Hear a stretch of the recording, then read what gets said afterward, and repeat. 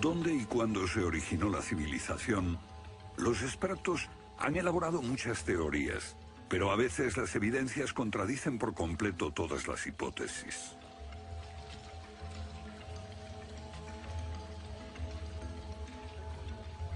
Bajo el suelo congelado de Siberia se han encontrado especies animales extinguidas por un repentino cataclismo global, como el mamut gigante. También se han descubierto mapas muy antiguos que muestran la Antártida siglos antes de que fuese descubierta. Este mapa tiene centenares de años y describe la auténtica configuración de la Tierra de la reina Maud, que está oculta bajo 1 kilómetro de hielos, y su configuración real no se conoció hasta 1949. Hace 100 años, un arqueólogo concluyó que la antigua ciudad de Tiahuanaco, en Bolivia, fue un observatorio estelar alineado con el Sol y las estrellas. Calculó que tendría 17.000 años. Su afirmación fue puesta en ridículo hasta hace poco tiempo. La única corrección que yo haría se debe a que ahora contamos con mejores mediciones, y sospecho que su antigüedad sería de unos 12.000 años. Tiahuanaco es la ciudad más antigua que conocemos en toda la Tierra.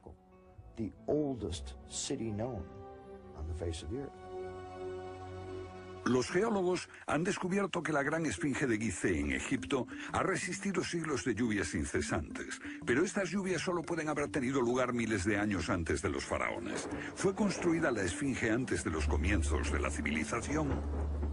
Lo que se pone en cuestión es la historia completa de la civilización. Puede que no haya ido en línea recta desde los estúpidos cavernícolas hasta los hombres tan listos de hoy con sus bombas atómicas. A veces, las pruebas que se hallan rompen todas las reglas. En este documental entrevistaremos a personas que están juzgando meticulosamente esas evidencias y elaboran nuevas teorías que pueden cambiar nuestra idea de la civilización humana. Esta enorme cara fue tallada por los antiguos olmecas de México. Se cree que tiene al menos 2000 años y es inequívocamente africana. Sin embargo, se supone que los negros no llegaron a América hasta después de Colón. En su libro De la Atlántida a la Esfinge, el escritor Colin Wilson recoge indicios de lo que él y otros creen que son los rastros de una avanzada cultura anterior al comienzo de la historia.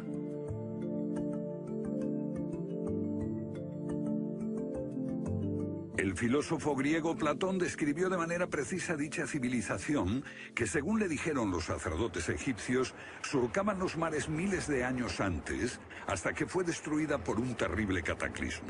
Platón la llamó Atlántida.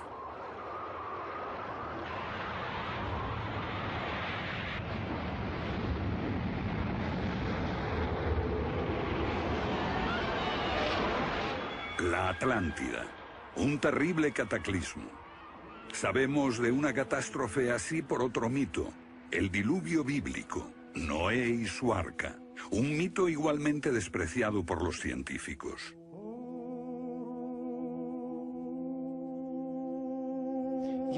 Cuando rechazan el diluvio bíblico y a Noé y el arca como una fábula, los científicos están ignorando el hecho de que hay cientos de mitos de diluvios en todas las culturas, aparte de las narraciones de Mesopotamia y de los hebreos, que dicen lo mismo sobre un desastre planetario que virtualmente borró al género humano antes del comienzo de la historia conocida.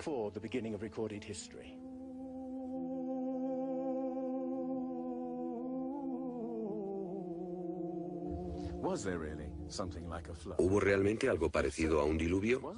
Y si así fue, ¿existió una civilización anterior a todas las otras? Digo una civilización, y no la Atlántida. Porque en cuanto se menciona la Atlántida, el científico exclama, «Oh, no», y deja de escucharnos. ¿Pero es neutral la ciencia? ¿Lo es realmente cuando afirma «limítese a los hechos como punto de partida»? La ciencia ha tendido a centrarse más en teorías que en hechos. Una teoría surge para explicar unos hechos, pero otros se dejan de lado. Nuevas evidencias pueden cuestionar la teoría, pero con frecuencia también son ignoradas. Llamamos a estos hechos anomalías. Son evidencias que no encajan en la teoría. En su polémico libro Arqueología Prohibida, los científicos Thompson y Cremo muestran lo que ocurre cuando una evidencia contradice las teorías científicas. En los últimos 150 años, los arqueólogos y antropólogos han enterrado tantas evidencias como las que han desenterrado, literalmente. Básicamente estamos ante lo que llamamos un filtro del conocimiento. Este es un rasgo fundamental de la ciencia y de la naturaleza humana. La gente tiende a filtrar cosas que no convienen. Cuando los científicos ven que algo no se ajusta al paradigma aceptado, tienden a eliminarlo. No se enseña, no se discute, y la gente ni siquiera se entera de ello.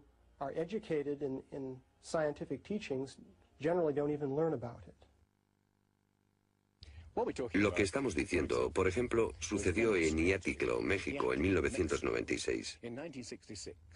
Cuando la arqueóloga Janestine McIntyre amenazó con echar abajo la teoría convencional de que el ser humano es relativamente nuevo en la Tierra, que llegó a Siberia hace unos 30.000 años y en América hace unos 20.000 años.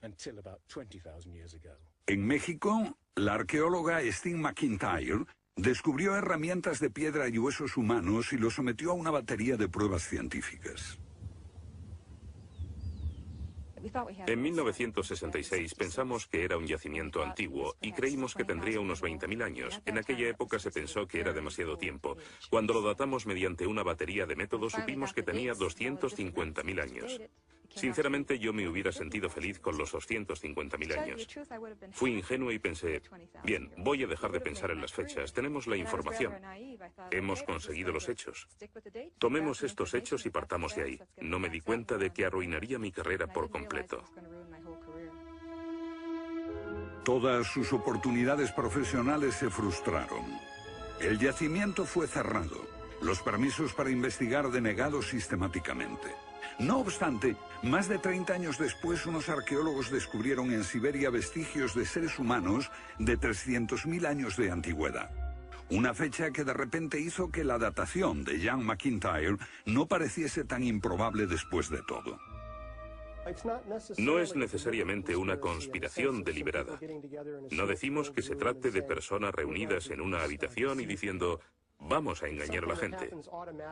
Es algo que ocurre automáticamente en la comunidad científica. Cuando una evidencia difiere de la teoría predominante, no se habla de ella, no se da información.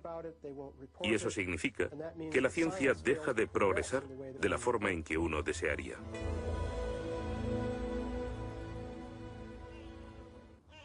¿La ciencia está pasando por alto evidencias de un pasado que hemos olvidado? ¿Pueden ser ciertos los mitos que nos hablan de la existencia en este planeta de civilizaciones que desaparecieron miles de años antes de que comenzase la historia registrada? Una nueva clase de investigadores está estudiando las anomalías que la ciencia tiende a descartar. Se plantean preguntas que pueden cambiar nuestro concepto sobre la historia humana. La fortaleza inca de Sacsayhuamán, de edad indeterminable y construida por gente que carecía de metales duros o de cemento, que no conocían la polea, ni la rueda, ni la grúa. Solo miren esta piedra. He contado 11 ángulos. Debe pesar más que 200 coches juntos y revela la increíble habilidad de la gente que la hizo. Y también algo más. Una capacidad asombrosa para manipular objetos de este tamaño. ¿Cómo diablos las levantaban? Bolivia. Las misteriosas ruinas de Tiahuanaco. La misma habilidad manual, una capacidad de construcción que resulta inexplicable. Las piedras están perfectamente ensambladas. Intentemos insertar una aguja en cualquier punto de las junturas. La aguja no entra.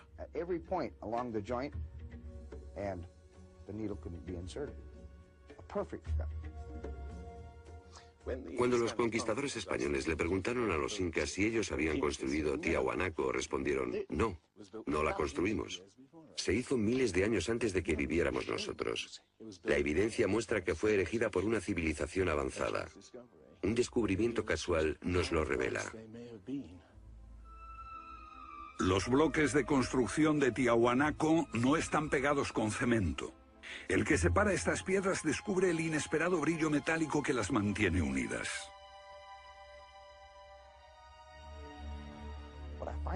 Lo que encuentro asombroso es que para trasladarlas a cada uno de los lugares donde empleaban este material, ellos tenían que contar con una especie de planta de fundición móvil para licuar el metal.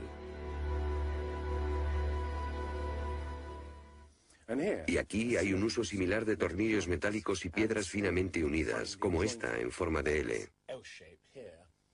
Pero estamos en otro continente. África, Egipto, la tierra de las pirámides.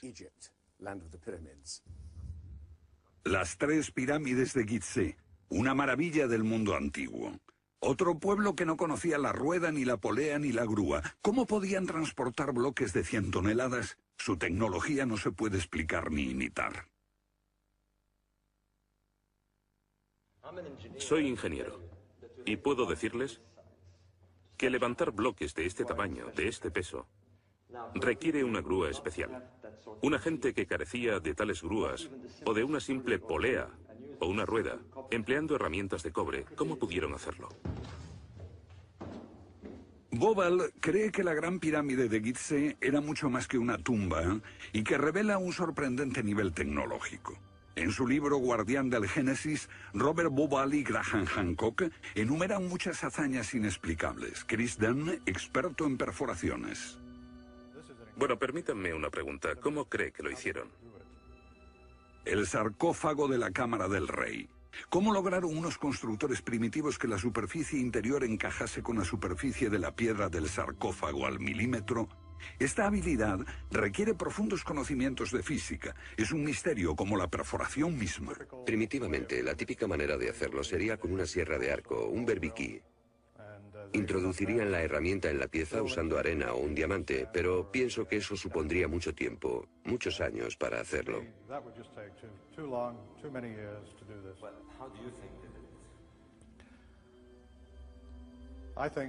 Creo que debieron haber usado herramientas más potentes. Hoy, para perforar esto, tendríamos que hacerlo a una velocidad de 6-10 milímetros por revolución de taladro en el granito.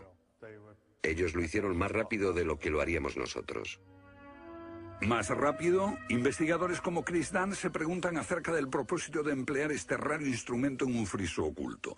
¿Taladros superpotentes? Esto parece una conclusión precipitada. Los indicios de un taladro de alta velocidad se erigen en otro misterio sin resolver. Ahora miren esto. La increíble precisión de la mano de obra. La total suavidad de las paredes en esta supuesta tumba para bueyes sagrados. Y que implica un alto nivel de destreza. Por supuesto, eso podría explicarse en términos de cientos de obreros puliéndolas durante 10 años seguidos. Pero, ¿si hablamos del misterio de los vasos egipcios? No como este vaso de arcilla que acabo de comprar, sino vasos hechos de alabastro, basalto e incluso diorita, que es la piedra más dura de todas.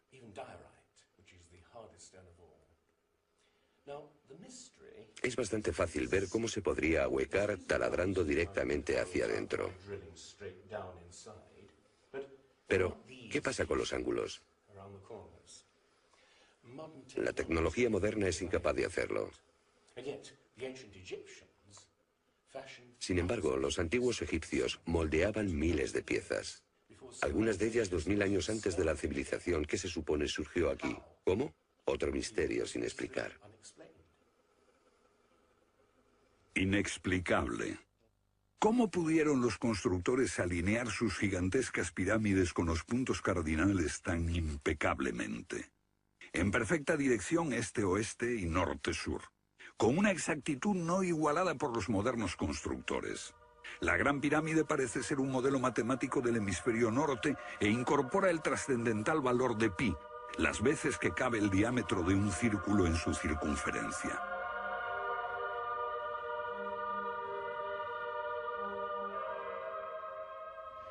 Está claro que lo que aquí tenemos es un avanzado sistema de matemáticas y tecnología, en un tiempo que no conocía su existencia. Para lograr estos resultados, los antiguos constructores tenían que usar un eclímetro de 52 grados. Cualquiera otro no valdría. Pero no solo los egipcios conocían el valor pi. Ese valor también está representado en la pendiente de esta pirámide y en el extraño ángulo que le dieron sus constructores, en Teotihuacán, México, el lugar que los indios llamaban Ciudad de los Dioses.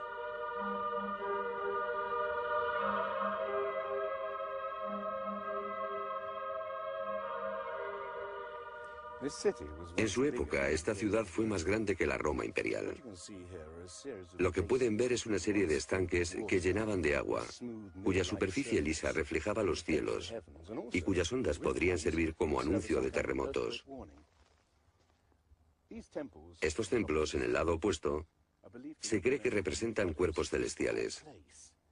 Una cosa está clara: todo el lugar parece tener una especie de obsesión con la astronomía y la eternidad. En los equinoccios, el 21 de marzo y el 21 de septiembre, estas pirámides proyectan sombras gigantes, lo que las convierte en un perfecto reloj para la medición del tiempo. Como si proviniesen de una fuente común, las antiguas civilizaciones de todo el mundo exhiben un sofisticado conocimiento de los cielos que todavía nadie ha explicado.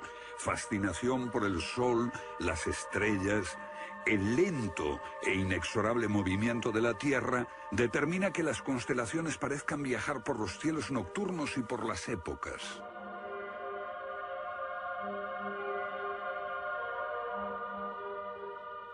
Según los estudiosos, los antiguos egipcios no tenían un gran conocimiento de la astronomía. Pero en el templo de Dendera hay muestras de su sofisticado conocimiento del cielo.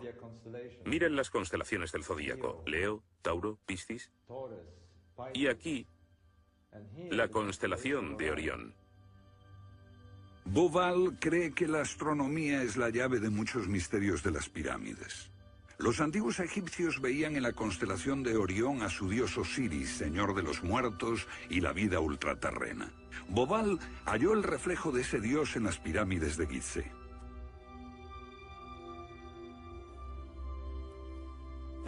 Esto es realmente un misterio. Pequeños canales de ventilación orientados hacia arriba. Para los egiptólogos no eran más que canales de ventilación, pero los astrónomos piensan distinto. Para el antiguo Egipto esto fue Rostau, la entrada al reino subterráneo, el reino del dios Osiris u Orión. Para los antiguos egipcios, Orión era Osiris, el gran dios de la resurrección. Esto es una reconstrucción del cielo en el año 2500 a.C., y fue sorprendente descubrirlo. Los canales apuntan a Orión y a la estrella Sirio, que era Isis, la esposa de Osiris. En textos antiguos, Bauval descubrió que deben de haberle servido una ceremonia secreta para la resurrección de los faraones muertos, que renacían como estrellas en la constelación de Orión. Uno de esos textos dice: «Oh rey, permite que atraviese el serpenteante canal, la Vía Láctea, hasta el punto donde está Orión». Bauval cree que Osiris tenía tal importancia que los constructores emplazaron las tres pirámides de Gizeh para que fueran un reflejo terrestre de las tres estrellas del cinturón de Orión. Esa correlación fue solo el comienzo. Bauval descubrió que los antiguos habían dado nombre de estrellas a otras dos pirámides próximas. Esto le hizo entrever un plan más amplio y quedó perplejo. La constelación de Orión, el dios Osiris, estaba en el cielo y en la tierra.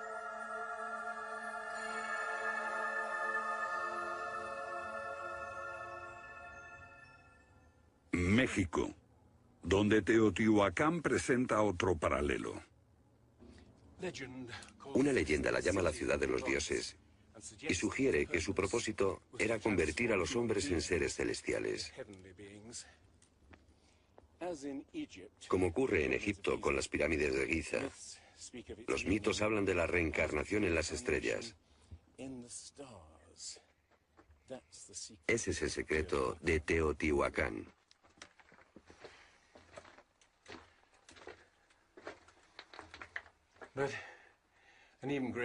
Pero esta pirámide presenta otro enigma mayor.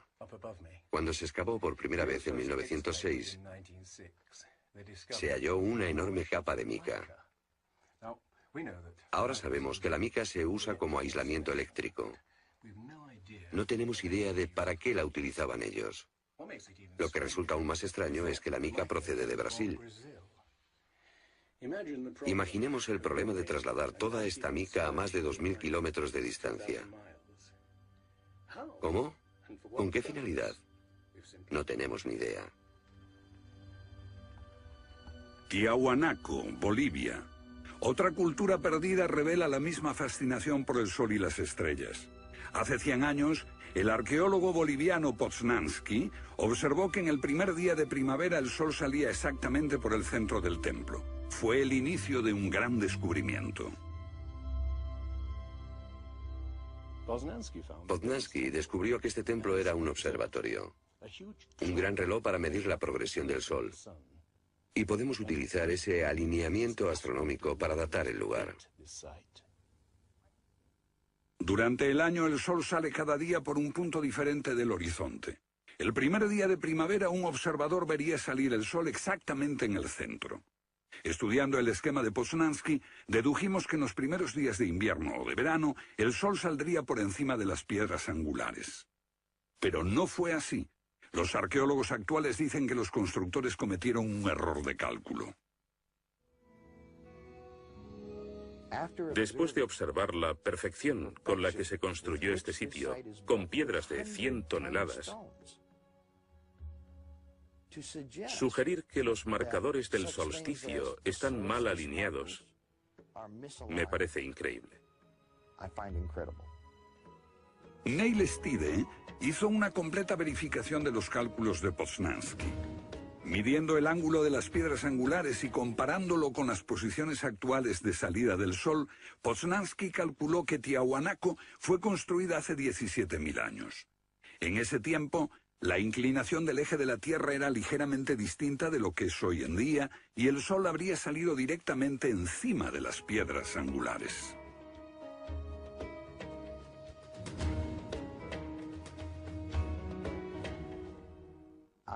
Yo sospecho que la fecha sería más bien de 12.000 años.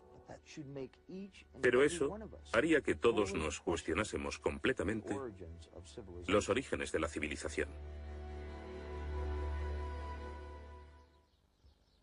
Una civilización perdida en el tiempo dejó sus huellas en varios lugares del mundo. Los sacerdotes egipcios dijeron al filósofo griego Platón que una civilización así habría existido hace 12.000 años. Pero según la ciencia, el ser humano abandonó la prehistoria hace solo 5.000 años. En Egipto, el investigador John West descubrió que la esfinge de Gizeh no resultó alterada por el clima de la misma forma que las construcciones del entorno, erosionadas por la arena y los vientos del desierto. En vez de un desgaste horizontal, la esfinge tiene marcas de erosión redondeadas y onduladas. No se necesita ser geólogo para mirar y ver lo que se debe al tipo de clima. Solo el agua cayendo copiosamente sobre las paredes del recinto pudo producir esos contornos redondeados.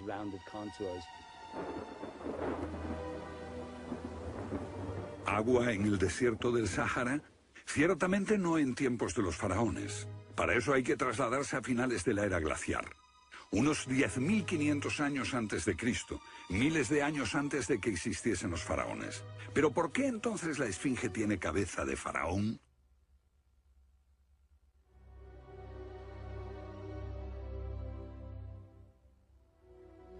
La cabeza es desproporcionadamente pequeña. Desde el aire se ve que el cuerpo de la esfinge es largo y aplanado, y la cabeza casi se parece a la de un alfiler. Para nosotros, esto indica que ha sido tallada más de una vez. En otras palabras, la cabeza se rehizo en algún momento de su larga historia. John West cree que la esfinge era originalmente un enorme león que un desconocido grupo de escultores modeló en la roca antes del 10.500 a.C. Se comenzó a erosionar cuando el final de la era glaciar alteró el clima y causó lluvias que cayeron durante siglos. Solo miles de años después, un faraón habría tallado la cabeza con su propia imagen. ¿Tiene la esfinge más del doble de la antigüedad que creíamos? La teoría fue ridiculizada por los egiptólogos, pero los geólogos les respondieron que los hechos estaban allí. Más extraño aún. Según Robert Bauval, la evidencia astronómica sugiere que las pirámides de Gizeh parecen revelar esa increíble antigüedad. La disposición de Gizeh coincidía misteriosamente con la posición de Orión en el año 10.500 a.C., cuando la esfinge miraba hacia Leo, su propia imagen en los cielos. La puesta de Orión en esa fecha distante se correspondía exactamente con las tres pequeñas pirámides, y existen muchos otros hechos difíciles de entender.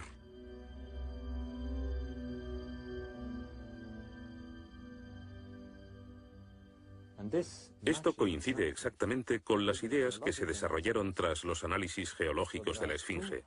Dos ciencias sólidas indican que la esfinge podría remontarse al año 10.500 a.C.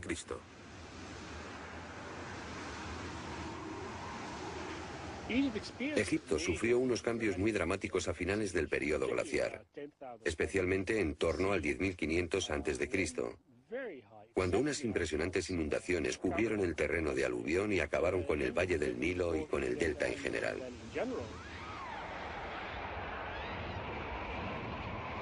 «10.500 años antes de Cristo, un periodo de inundaciones. ¿Pudieron los diseñadores de Gizeh remontarse a un tiempo tan distante?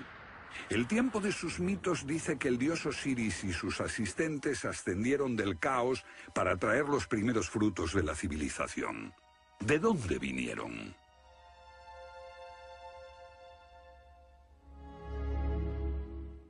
Un dios muy parecido fue el señor de la antigua Tiahuanaco en Bolivia. Aquí, en esta misteriosa ciudad de Tiahuanaco, era el dios que ellos adoraban. Alto, con barba, descrito como blanco, Viracocha llegó en tiempos de caos y destrucción, atravesando los mares para llevar a la raza humana una especie de renovación. El dios blanco Viracocha. En México conocido como Quetzalcóatl, que llegó con otros para traer los primeros frutos del conocimiento. Su símbolo está por todo Teotihuacán. La serpiente emplumada, símbolo del enigmático dios Quetzalcóatl que llegó desde el este después de tremendos cataclismos para traer la civilización a esta parte del mundo. ¿Pudieron dioses como Osiris, Viracocha y Quetzalcóatl haber sido personas reales que llegaron de muy lejos? ¿Eran supervivientes de un cataclismo que destruyó sus hogares y su civilización? Ahora la pregunta que nos hacemos es esta. ¿Existió una remota civilización, hasta ahora sin identificar, que llegó a Egipto, México y Sudamérica? ¿Y que dejó su impronta en un cuerpo de conocimientos, por difícil que sea de discernir? Tomados por separado, acepto que los datos aislados revelan poco, pero consideremos juntos todos esos elementos comunes. Ambos lugares tienen enormes pirámides, alineadas exactamente con los puntos cardinales, e incorporan avanzados conocimientos matemáticos. Ambas culturas demostraban un asombroso conocimiento de astronomía, expresado en los grandes monumentos sagrados que erigieron. Aunque no conocían ni la polea ni la rueda, ambas pudieron hacer construcciones con enormes piedras finalmente ensambladas en un estilo único, con ángulos en forma de L y tornillos de metal. Y ambas utilizaron el proceso de la momificación para preservar y honrar a sus muertos. Aquí se halló una nueva y asombrosa pista cuando la doctora Balabanova, de la Universidad Alemana de Ulm, descubrió que muchas momias de Egipto contenían cocaína y nicotina, naturales de Sudamérica. Tengo una cantidad de cartas insultantes. Dicen que todo esto no tenía sentido, que yo fantaseaba, que era imposible porque estaba comprobado que antes de Colón esas plantas no existían en ninguna parte del mundo, excepto en América. Pero su investigación se repitió con cientos de momias y no quedó lugar a dudas. En un pasado remoto, unos navegantes atravesaron el mar e influyeron en las culturas a ambos lados del Atlántico. La idea está sugerida incluso por lo que no está allí. México, la antigua cultura de los mayas. Los sacerdotes mayas tenían tablas para predecir los eclipses de sol y de luna. Pero hay algo muy extraño. No conocieron nunca el simple principio de la rueda. Podían visualizar la eternidad pensando en millones de años, pero jamás aprendieron a pesar un saco de grano. Esta compleja civilización murió finalmente porque no supo desarrollar métodos de agricultura para alimentarse. Lo que estoy sugiriendo es... ¿puede que ellos heredaran una parte específica de su conocimiento de una civilización anterior, mucho más sabia? Un contacto. A veces la evidencia está ahí para que la veamos todos.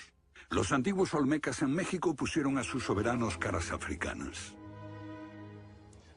¿Qué les parece esta?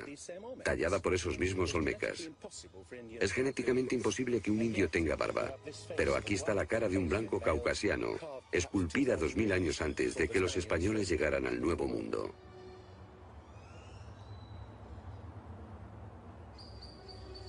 Caras de africanos y de caucasianos esculpidas muchos siglos antes de Colón. ¿De dónde vinieron? ¿Cómo llegaron aquí? ¿Cómo influyeron en la más antigua cultura de América Central, en la cultura madre de México? Lo que todos los arqueólogos saben es que de pronto se materializaron alrededor del 1500 a.C. Esta gente, cuya expresión característica era la de esculpir enormes caras de piedra, cabezas de caucasianos y africanos que parecen haber salido, no se sabe de dónde.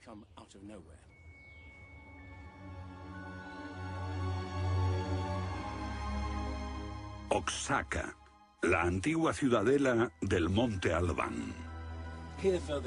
Aquí, en el sur de México, está el último testimonio de esos misteriosos hombres. Porque estas figuras esculpidas en piedra parecen corresponder a muertos en combate. Desnudas, desamparadas, la mayoría castradas.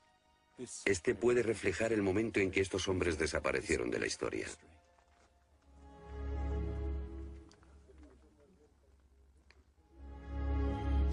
Entonces, ¿hubo una compleja civilización de navegantes que cruzó el Atlántico siglos antes de Colón?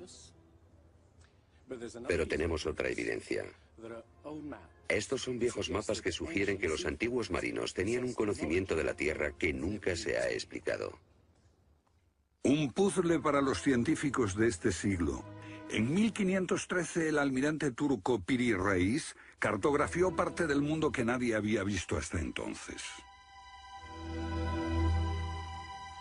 Colón solo exploró la zona del Caribe. No bajó a esta zona de Sudamérica, hasta la Antártida. No estuvo nunca por esa zona.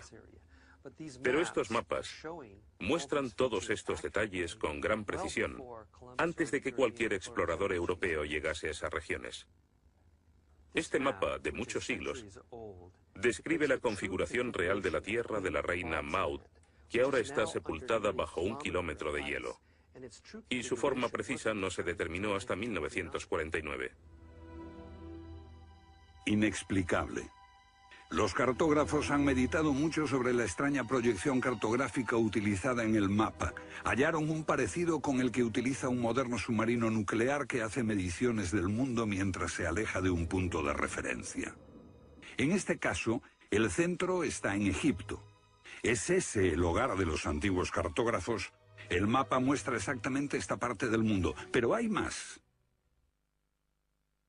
Para mí el aspecto más significativo del mapa de Piri Reis es que describe exactamente la longitud. Algo que los europeos no fueron capaces de hacer hasta el siglo XVIII. La longitud. Esa historia comenzó en estas playas en 1707, cuando la flota inglesa navegaba por el Mediterráneo hacia Inglaterra.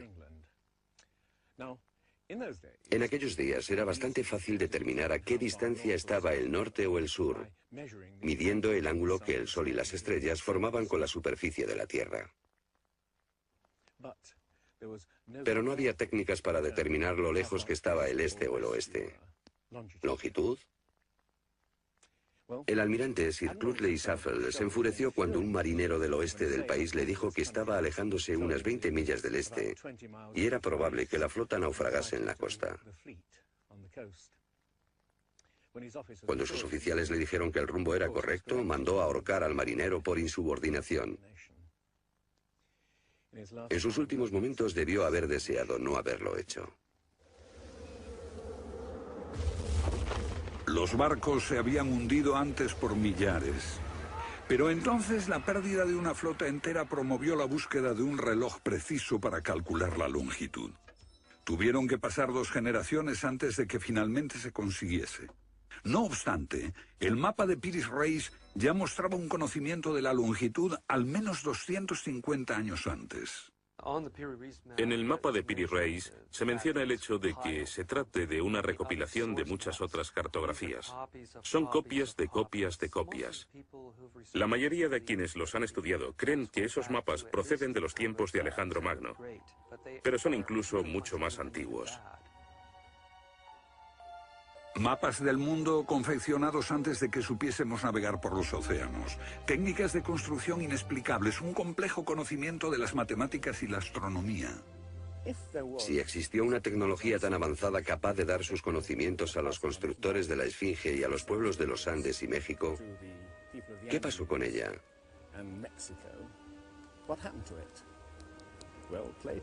Platón dice que existió esa civilización avanzada tecnológicamente y capaz de surcar los océanos del mundo, la Atlántida, situada en una enorme isla-continente.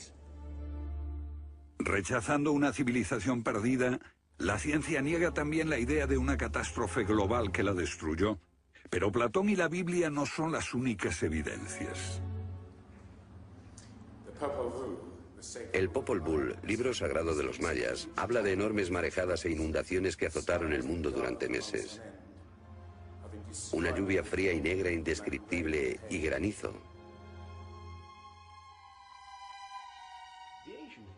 Los antiguos hablaban de tiempos de caos, de inundaciones y oscuridad de los cuales emergieron los dioses para dar forma a la tierra de Egipto.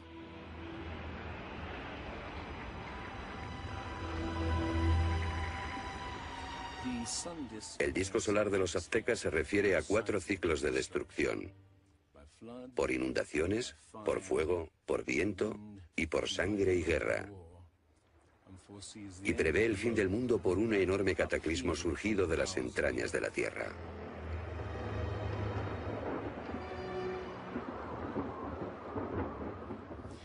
Otros mitos de la América antigua hablan de inundaciones apocalípticas y torrentes de fuego, de erupciones volcánicas y terremotos. Un pasado que no podemos recordar ni olvidar.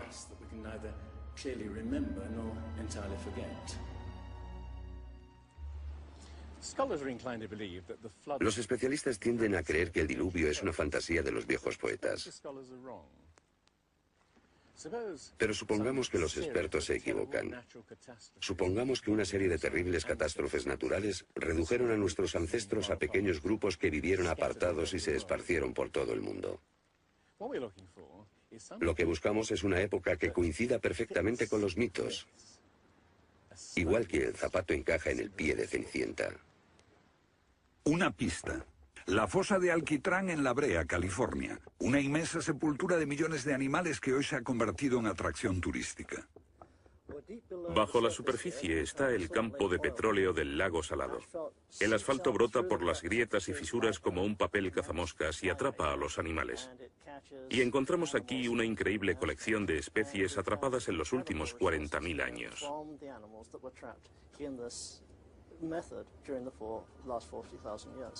Esta fosa de Alquitrán puede leerse como un libro de tiempos remotos, cuando abundaban los animales y nosotros no los considerábamos como originarios de América.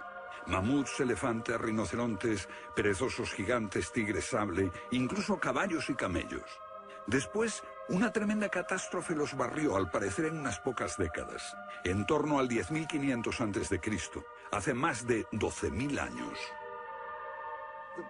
Todos los grandes animales, cualquier animal más grande que un coyote, se extinguieron en pocas décadas. Sí, fue sin duda una gran catástrofe.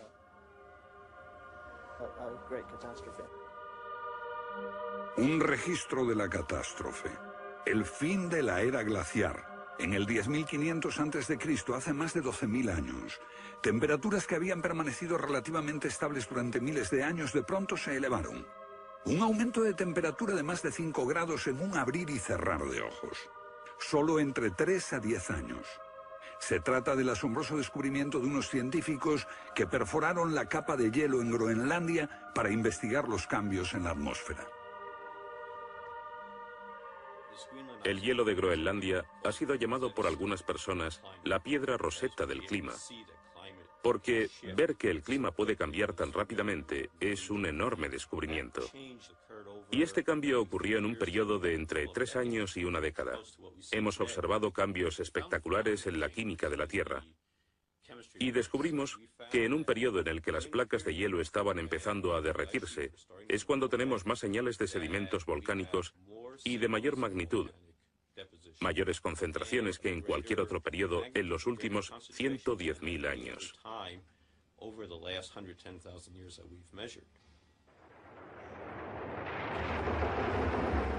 Un surgimiento de volcanes nunca visto, acompañado por desórdenes atmosféricos y gigantescas inundaciones.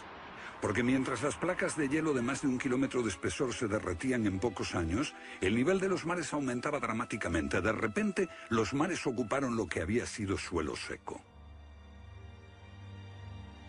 Se podía caminar desde Gran Bretaña a Escandinavia antes de que una revolución climática diese forma al Mar del Norte.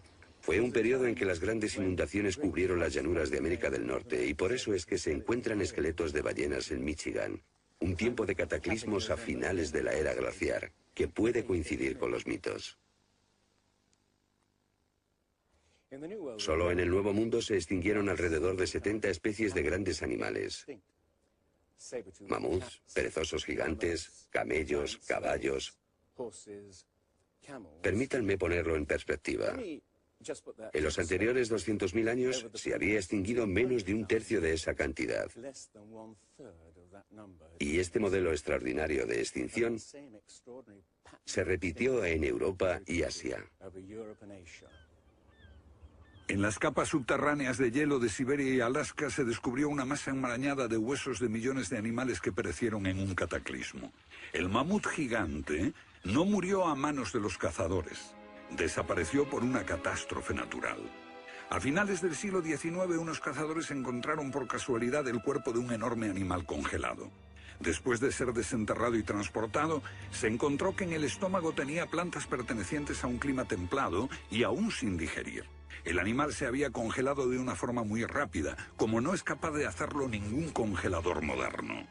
Lo cierto es que hace unos 12.000 o 13.000 años un frío inmenso azotó Siberia. El enigma de los mamuts congelados en un instante ha dado pie a extrañas anécdotas. Algunas ciertas y otras no. Lo que es auténtico es un informe del barón Wrangel, un naturalista del siglo XIX que descubrió la isla Byrd al norte de Siberia, donde la arena quedó literalmente mezclada con bancos de huesos y colmillos de mamut y otros animales que habían desaparecido en alguna catástrofe. Esas extinciones masivas, esa imponente actividad volcánica, ese veloz derretimiento del hielo, parecen sugerir que hubo un cambio climático brusco hace 12.000 años. Hay algún factor desconocido que no logramos descubrir.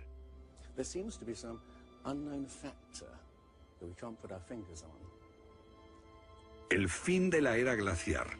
¿Qué provocó esa revolución? He aquí la gran cuestión. ¿Qué causó el cataclismo? Una de las mejores ideas la ha planteado Charles Hapgood. Él sugiere un desplazamiento repentino de la corteza terrestre. Toda la corteza de la Tierra es solo un tercio de un 1% de la masa terrestre. Como la piel de una naranja, si se suelta, se mueve. Más fina que una cáscara de huevo, la corteza de la Tierra queda apoyada en un interior líquido. La teoría imperante sobre la corteza terrestre es la de las placas tectónicas. Los continentes se separan lentamente durante cientos de millones de años.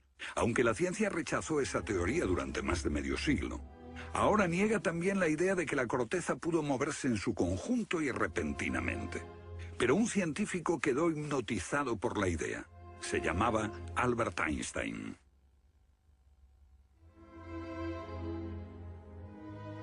Esto es un resumen de lo que dijo. Cuando me encontré con el trabajo de Hapgood, quedé conmocionado. Se trataba de una idea simple, pero que podría explicar una serie enorme de problemas. Hapgood tenía esa teoría. La cuestión era cuál fue el mecanismo que puso en movimiento el gigantesco conjunto. Y fue Einstein quien planteó una sugerencia. La enorme cantidad de hielo que rodea a los polos puede tener 3 kilómetros de espesor. Esos incontables miles de millones de toneladas de hielo, si se formaran de un modo desproporcionado, harían que toda la Tierra se sacudiese como una rueda, con un enorme peso colocado en su borde. Esta vibración bastaría para hacer que la corteza de la Tierra se moviese súbitamente. Hace 55.000 años el Polo Norte estaba cerca de Europa, pero de pronto se desplazó hacia la bahía de Hudson, en Canadá. Y en torno al año 12.500 a.C. se volvió a mover casi 2.000 millas hasta donde está actualmente. O es mejor decir que las tierras y los mares atravesaron el polo, impulsados por un repentino desplazamiento de la corteza terrestre. De ser así, esta es una de las cosas que habían ocurrido al final de la era glaciar. El desplazamiento impulsó a América fuera de la zona polar. El mar en el norte se congeló con una fina capa de solo unos metros de espesor. La inmensa vieja capa de hielo de Norteamérica, con más de 1,5 kilómetros de grosor, se derritió rápidamente en pocos años. Ahora, lo que es muy interesante de la teoría de Hapgood y Einstein es que también explica bastante bien algunos otros mitos, independientemente del diluvio. Hay mitos sobre tremendos terremotos, catástrofes volcánicas, lluvias negras cayendo del cielo, congelación repentina, congelación del suelo. Y podemos ver que un ejemplo de esto es precisamente lo que pudo pasar si la corteza terrestre se desplazó. Con bastante rapidez, las áreas que antes habían estado congeladas pasarían a ser zonas cálidas, y así se explicarían hechos como el rápido congelamiento de los mamuts en Siberia. Si el desplazamiento de la corteza terrestre causó el diluvio que aniquiló una civilización, ¿dónde estaba esa civilización? Algunos investigadores creen haberla hallado en la isla griega de Santorini, que fue devastada por una terrible erupción, o en la antigua Troya, o en la isla alemana de Heligoland, casi arrastrada hacia el Mar del Norte. Pero no se ha encontrado nada. Y es precisamente este problema lo que ha hecho descartar la Atlántida de Platón como una propuesta seria. Veamos. Los oceanógrafos han cartografiado los suelos oceánicos y sencillamente no hay ningún continente perdido. ¿O sí? Platón describe la Atlántida como una vasta isla-continente con montañas, situada en medio del océano. Y el océano, por supuesto, es el océano que rodea toda la Tierra. Fue más tarde que comenzamos a dividir el océano en diferentes partes, llamándolo Atlántico, Pacífico, etc. En realidad el mundo tiene un solo océano. Y los mitos de todo el mundo son muy explícitos acerca de lo que pasa. El Zen Avesta de la literatura védica describe que esa isla no solo se destruyó tras un diluvio, sino que está cubierta por nieve y hielo. De modo que estamos buscando una isla cubierta de nieve en medio del océano, y una gran candidata para este papel es la Antártida. Si el Polo Norte se desplazó, también debió hacerlo el Polo Sur. Flennat cree que hace 12.000 años una parte de la Antártida permanecía en zonas templadas y pudo haber albergado una civilización que desapareció cuando el continente se convirtió en el Polo Sur. Esa es la explicación que él encuentra en los mapas que muestran partes de la Antártida que están debajo del hielo. El almirante turco Piri Reis demuestra un conocimiento de la Antártida que no debería de tener. Tras examinarlos, especialistas en cartografía de la Armada y de las Fuerzas Aéreas nos dicen: hemos hecho comparaciones de picos salientes y de montañas. Hemos descubierto que coinciden de forma asombrosa. Lo que debemos enfatizar es que no estamos hablando de un mapa, el mapa de Piri Reis, que podría cuestionarse.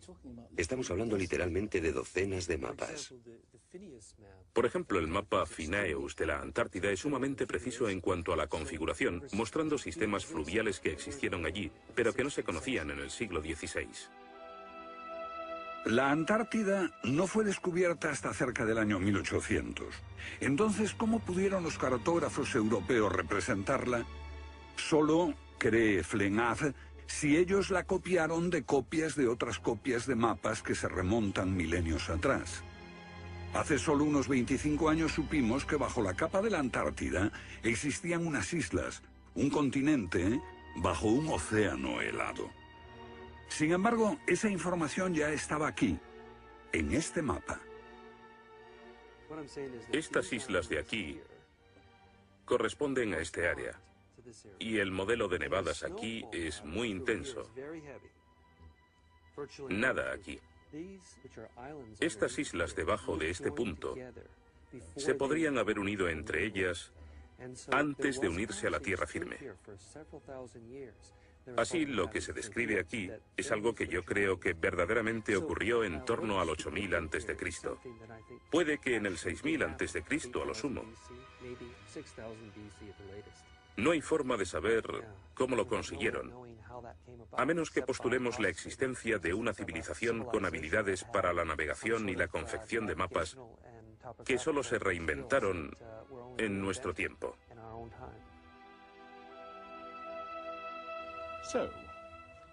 ¿Fueron los comienzos de la civilización humana más remotos de lo que suponíamos? Puede que uno sienta que muchos elementos de esta hipótesis suponen conjeturas extravagantes que, vistas por separado, pueden ser todas discutibles. Pero si juntamos esas piezas como las piezas de un puzzle, se empieza a ver que surge un modelo. Una civilización que se desvaneció y fue olvidada mucho antes de que comenzase el registro de la historia.